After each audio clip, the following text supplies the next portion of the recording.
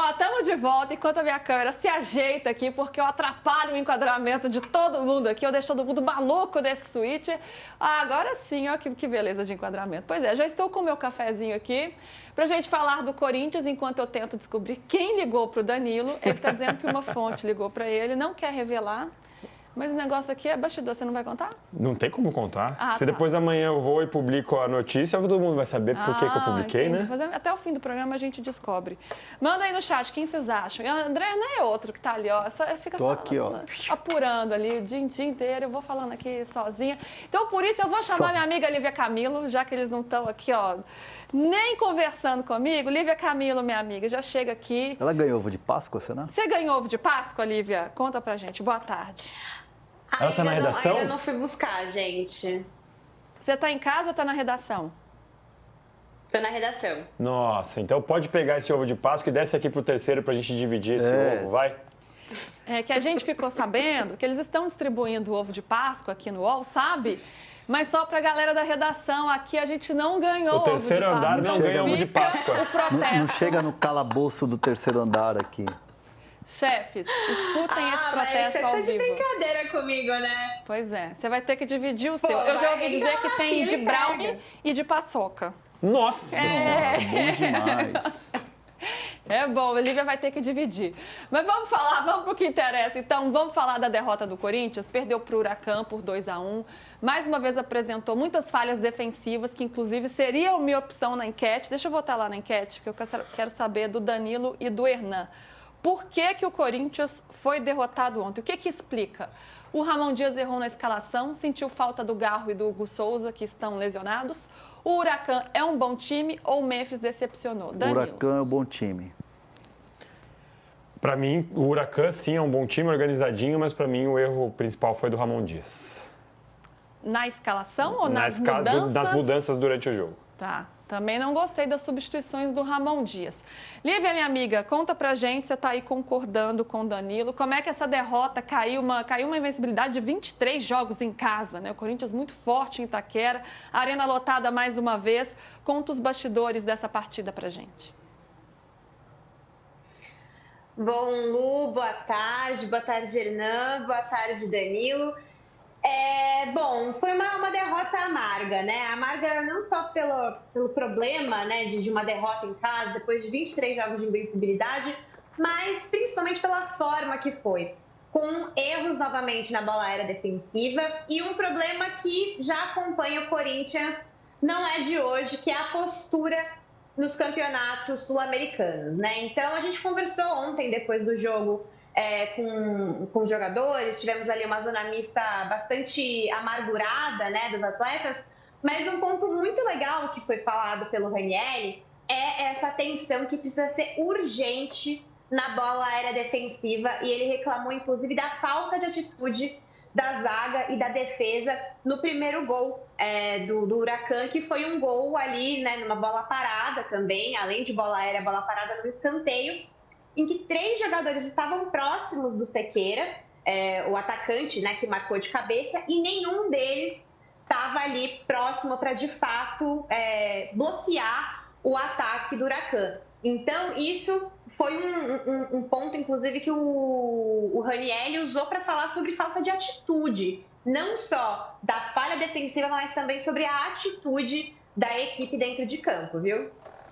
Para mim esse foi o grande problema quer dizer, tiveram vários problemas, mas para mim esse foi o maior. Bola aérea defensiva, o Corinthians vem sofrendo muito com isso.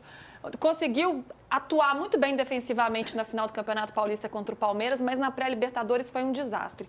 E os zagueiros têm uma contribuição importante também, especialmente no segundo gol, né? O Félix erra ali no início da jogada, tem um cruzamento, bate-rebate ali, o Gustavo Henrique afasta mal e acontece o segundo gol do Huracan.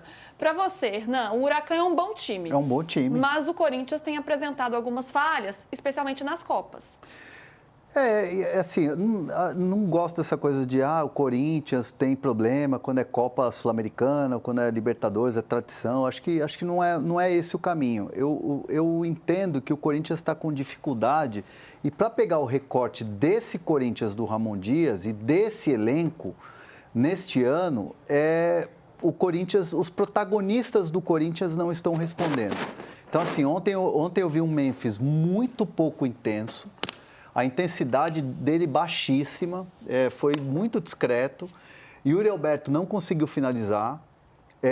O Romero, que a gente espera sempre muito dele, também não conseguiu ter, não teve capacidade de criação, não teve finalização, não teve chance. Os laterais, acho que o Mateuzinho foi o que teve um pouquinho mais de volume ali nos números, passes certos, eu estava vendo o scout, inclusive, ele teve um bom acerto de passes, mas assim, muito pouco, tudo muito pouco, e acho que os protagonistas é que ficaram devendo, e acho que isso acabou fazendo a diferença. Muita gente ficou esperando, o Coronado, mas o Coronado está voltando agora, e me chama a atenção o Ramon falar, o Coronado enxerga como o substituto do Memphis, e não do Garro. Acho que é um problema, acho que isso é um problema. Acho que eu poderia ter acionado o Coronado antes. É um jogador que te dá mais opções. Então, acho que todo mundo foi mal ontem no Corinthians, desde os protagonistas até o treinador. Quando eu falo em Copas, eu não falo sobre a tradição do Corinthians em Copas, eu falo sobre o desempenho recente mesmo, porque o Ramon Dias com o Corinthians foi muito bem na reta final do Campeonato Brasileiro, acho que foi vice-campeão do retorno, tem aquela arrancada fantástica, consegue ser campeão paulista numa final muito difícil contra o Palmeiras. Sim. Mas já no ano passado, na Sul-Americana, ele é eliminado, perde a Copa do Brasil também, ele é eliminado diante do Flamengo com 1 a mais, então ali ele já deu uma balançada, e nesse ano teve a pré-Libertadores. Então, o desempenho dele nas Copas tem sido abaixo em relação aos outros campeonatos. Como que você analisa isso, Danilo? Concordo 100% com você. Se você olhar o desempenho do Corinthians nos jogos desse ano contra o CV, que era um time fraquíssimo, o Corinthians suou para passar. Contra o Barcelona, jogou nada no Equador e tomou de 3 a 0. E aí teve que jogar tudo o que podia e o que não podia no jogo de volta. São 4 jogos, dos 4, 3 o Corinthians foi muito mal da pré-Libertadores. E agora a estreia da Sul-Americana, mais uma vez em que o Corinthians vai muito mal. Concordo com a parte que o Hernan fala em que o Depay não fez muita coisa, deu um chute do meio de campo, que ia ser um golaço, mas só. O Yuri Alberto, ele deu algumas caneladas, algumas furadas que a gente não estava mais acostumado a ver, que o Yuri Alberto ele sofreu muito, especialmente lá no primeiro turno do Brasileirão do ano passado e tal. Ele foi recuperando essa confiança e parou de protagonizar jogadas assim. Ontem ele voltou a protagonizar algumas jogadas assim.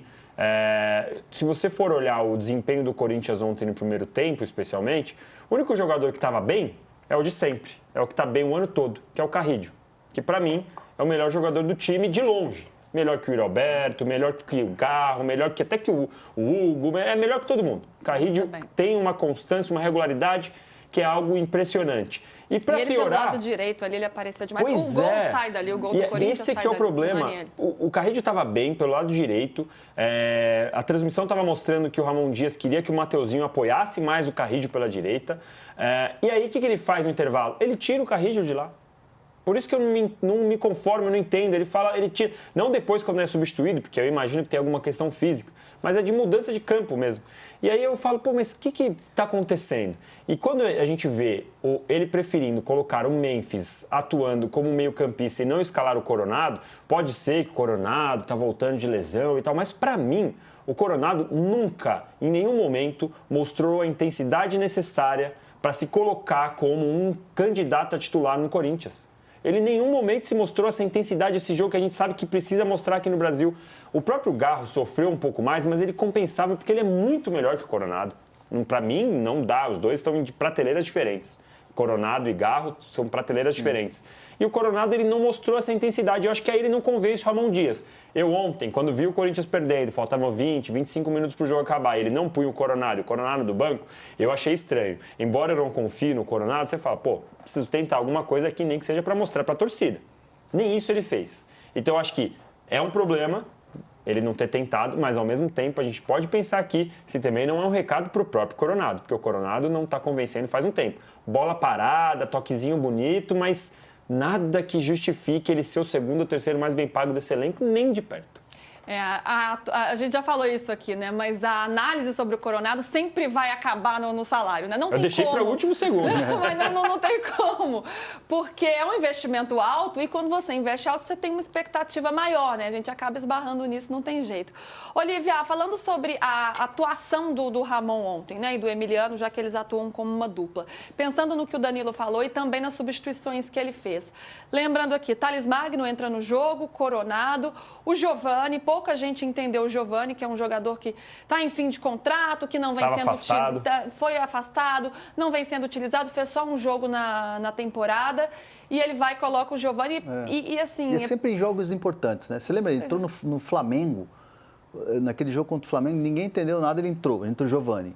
Aí jogos importantes, que decisivos, Giovani. Enfim. E sem ritmo, muito abaixo. A gente está tentando entender aqui, Lívia. Você consegue ajudar a gente? A gente também, Lu. Até porque a gente eu estive, né, na coletiva, estive na zona mista, participei de todo o pós-jogo lá. E assim, a gente também ficou nessa expectativa de uma explicação do Ramon que fizesse sentido, né? Até porque o próprio Ramon, ano passado, depois daquela polêmica da renovação de contrato do Giovani, que ele não queria renovar e tudo mais, Ramon falou assim, olha, só vai jogar no Corinthians quem quiser, quem estiver disposto e quem for grato.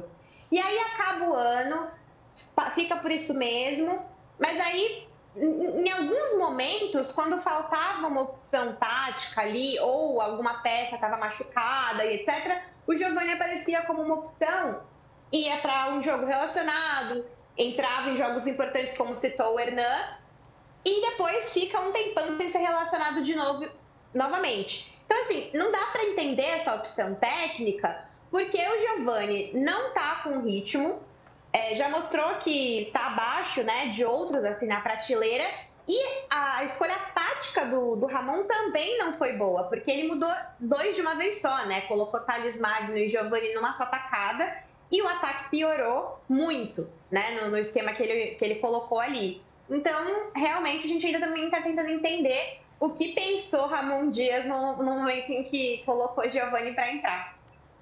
E como que está a situação dele? Ele vai embora mesmo? Está em fim de contrato? Chegou a ficar afastado?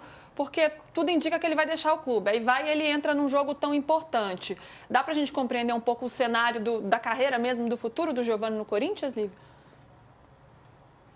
Olha, ele já teve, inclusive, opções ali para escolher se queria estender contrato, se queria pensar melhor sobre a renovação. Teve proposta, inclusive, mas até agora nada foi para frente. Então, tudo indica que o Giovani vai deixar o Corinthians mesmo no meio do ano.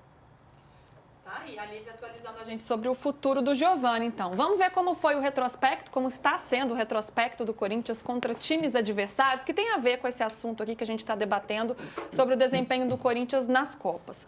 O Corinthians, nos últimos 7 jogos contra times fora do Brasil.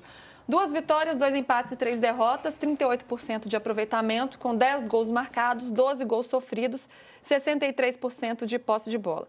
Perdeu na estreia da Sul-Americana, foi eliminado na pré-Libertadores e na semi da Sul-Americana de 2024.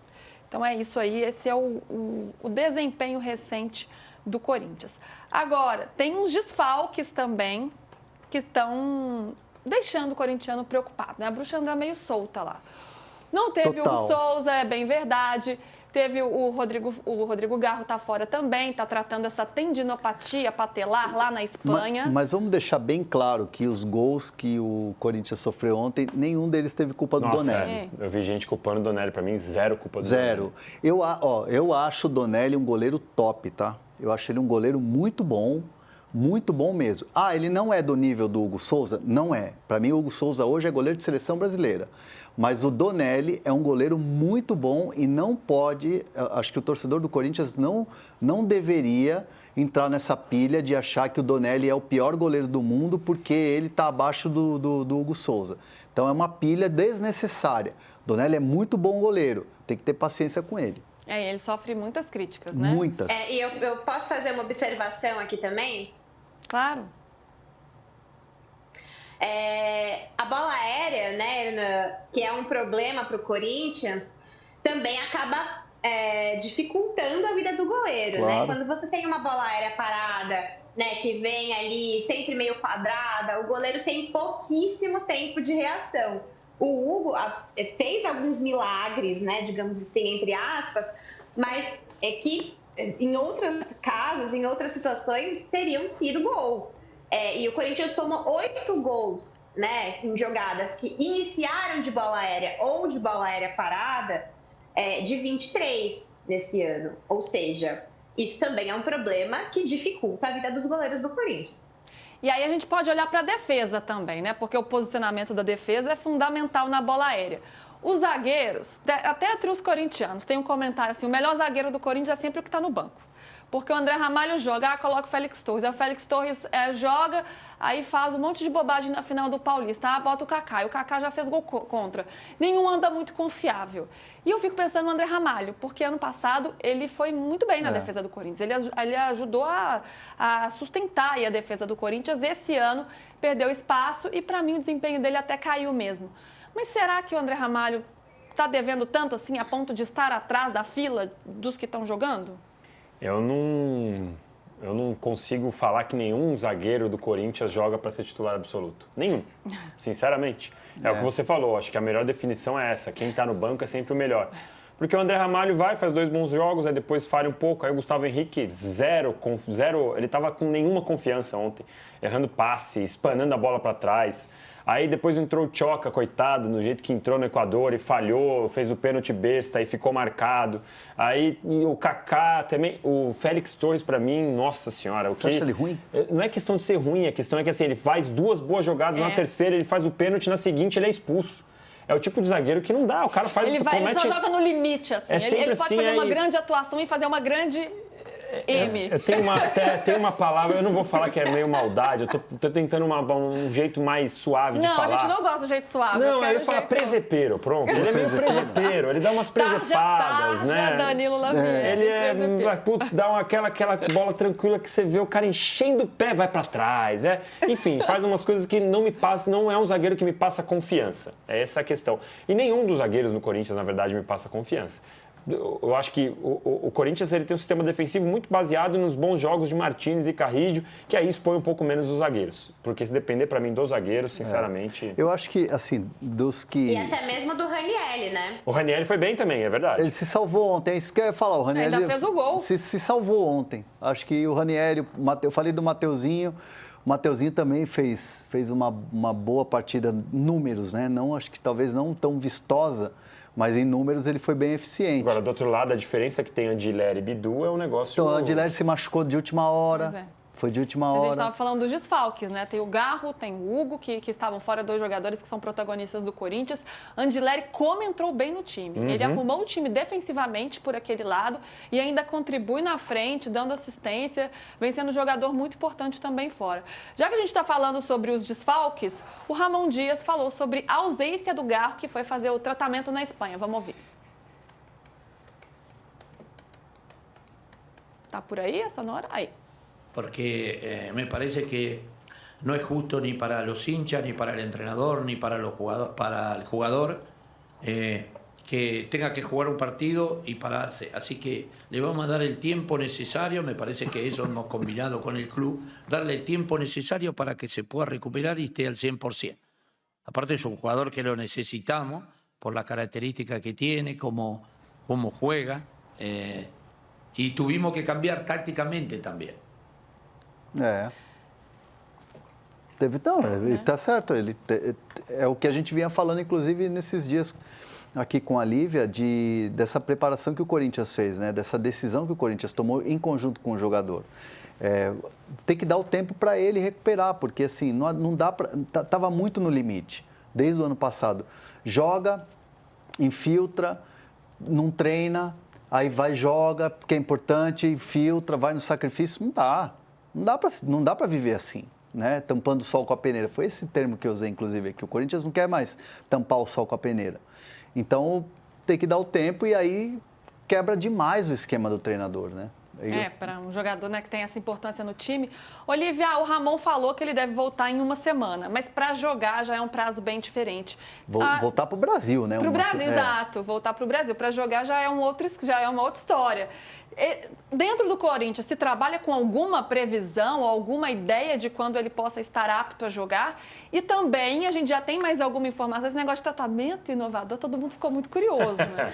E aí, pelo que eu andei lendo, é um tratamento que tem uns choques ali, a gente tem alguma informação sobre isso? Um choque só espanhol, né? Um choque que não existe no Brasil. Tem muito jogador que precisa de choque mesmo, né? Que precisa passar por tratamento de choque. Tá até ali, ó, Garro passa por tratamento de choque com o médico de Memphis. Ontem a gente contou da indicação do Memphis, né? Conta mais pra gente disso. 110, só tem na Espanha, 110 volts. Olha, essa história é muito curiosa, né? Porque ontem acabou a coletiva e o pessoal ficou lá batendo um papo, né? E aí surgiu essa história aí de pessoas do CT falando sobre o que é esse tratamento inovador. E aí, para quem não conhece, esse tratamento de choque, entre aspas, que eu usei no título, é uma espécie de eletroacupuntura. Que, assim, as agulhas levam o choque, né? Levam essa descarga, pequena descarga elétrica, né? Até o local da dor para amenizar a dor. Porque, em tese, a lesão, né, do Garro está controlada, ele não tem uma lesão mais. A tendinite, ela está controlada, a inflamação está controlada, mas a dor persiste. E esse que é o problema, até porque existe uma memória, né, muscular, uma memória da dor, e isso precisa ser tratado muito mais local, né, do que, de fato, com medicação ou com infiltração. Então, o problema agora do Garro é fisioterapia, né? É resolver de alguma forma com fisioterapia, e esse é um tratamento diferente que ele vai fazer e que é com um especialista em tendinias que já tratou o Memphis, inclusive num problema exatamente igual ao que tem o Garro hoje. Então, por isso ele foi lá.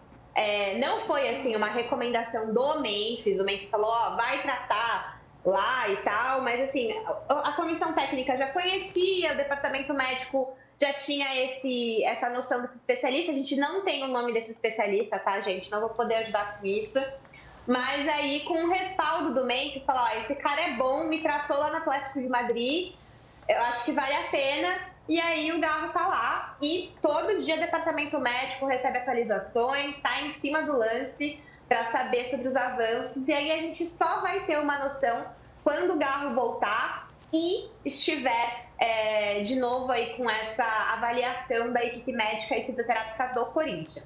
A gente espera que seja logo, né? O mais importante é ele estar bem, estar saudável para entrar 100% em campo, porque ficar jogando, sofrendo com dor, não faz muito sentido e mesmo para o time, né? Não faz tão bem assim.